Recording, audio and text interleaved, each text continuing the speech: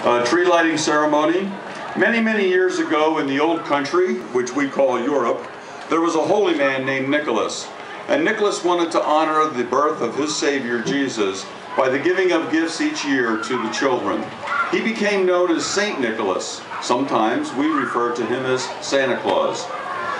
Many years later in England, a man by the name of Clement Moore wrote a poem about Saint Nicholas, and I'd like to share that with you now.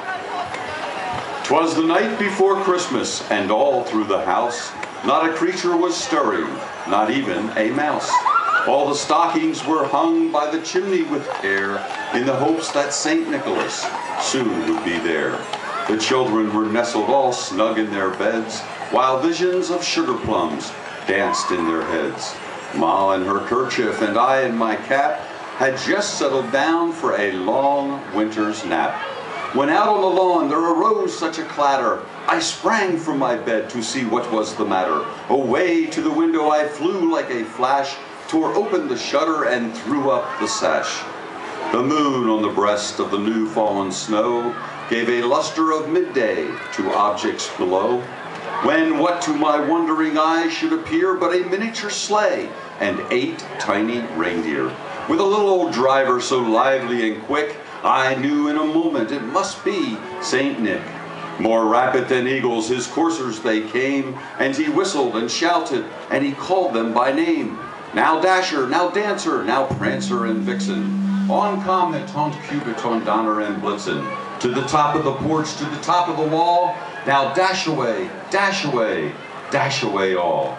As the dry leaves before the wild hurricane fly, when met with an obstacle, mount up to the sky, up to the housetop his coursers they flew, with a sleigh full of toys and Saint Nicholas too.